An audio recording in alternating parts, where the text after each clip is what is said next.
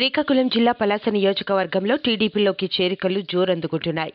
ఆ నియోజకవర్గ ఇన్ఛార్జ్ గౌతు శిరీష తండ్రి మాజీ మంత్రి శివాజీలు పార్టీ బలోపేతానికి తీవ్రంగా కృషి చేస్తున్నారు. ఈ నేపథ్యంలో మంత్రి సీదిరి అప్పలరాజు వైఖరిని వ్యతిరేకిస్తున్నవారు, వైసీపీ ప్రభుత్వ తీరును విమర్శిస్తున్న వారిని గుర్తించి పార్టీలో చేర్చుకుంటున్నారు. తాజాగా పలాస మండలం సర్వేపల్లి గ్రామంలో వైసీపీ నుండి 40 కుటుంబాలు టీడీపీలో చేరినట్లు ఆ పార్టీ నేతలు పేర్కొన్నారు.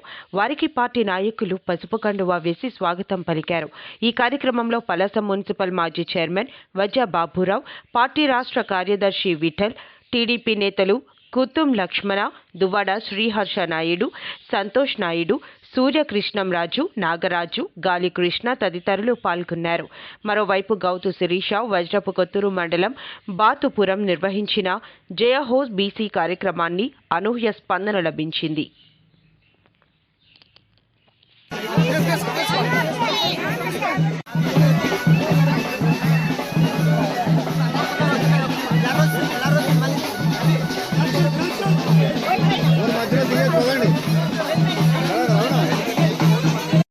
ఎన్ Navya, P Geeta, P Nallaiah, P Jagadamba, B Rajarao, B Sushila, B సంధ్య,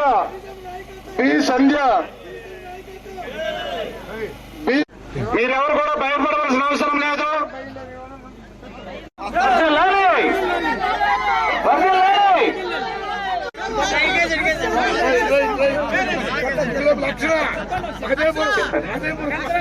కంసరాను వనసాక్షి గారు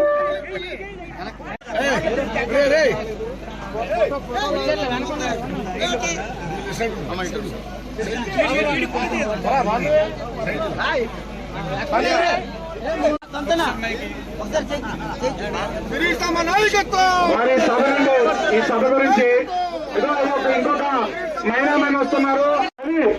రవి ఒక్కసారి మన గౌతు శిరీష గారు మన ఊరికి రావడం చాలా శుభపరిణామం. అదేవిధంగా రాబోయే ఎన్నికల్లో మనందరం కలిసి ఏకంగా మనం గౌతు కుటుంబాన్ని గత నేను చిన్నప్పటి నుంచి అయితే అబ్జర్వ్ చేస్తున్నది ఏంటంటే సరైన రోడ్డు లేకపోవడం ఒకటి, అదేవిధంగా స్కూల్ పిల్లలు అక్కడ బస్కి వెళ్తుంటారు కదా, బస్ షెల్టర్ అనేది మెయిన్. అక్కడ వర్షంకి ఎండకి ఏం లేదు, అదొకటి. ఊర్లో సీసీ రోడ్డు, డ్రైను, స్కూల్కి అదేవిధంగా కాంపౌండ్ వాళ్ళు, అంగన్వాడీ బిల్డింగ్ కూడా లేదు. ఇవన్నీ మన ప్రభుత్వంలో నిర్మించుకుందామని గట్టిగా చెప్తున్నాం. పార్టీ కార్యకర్తలందరూ కూడా మరొక్కసారి ధన్యవాదాలు తెలియజేసుకున్నాను. లోకేష్ గారు సూపర్ గా అంటారు నాయన. హ్యాపీ బర్త్డే లోకేష్ గారండి. ఇయర్స్ గేట్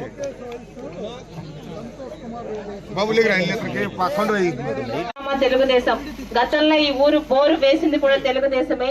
ఈ రోజు మేము మొదలుపెట్టి 5 సంవత్సరాలుగా వదిలేసిన ఈ రోడ్డుని కూడా రేపు ఉదయం 3 నెలల తర్వాత ప్రభుత్వంలోని తెలుగుదేశం పూర్తి చేస్తుంది. మరి సోదరుడు రవి చాలా న్యాయమైన కోరికలు.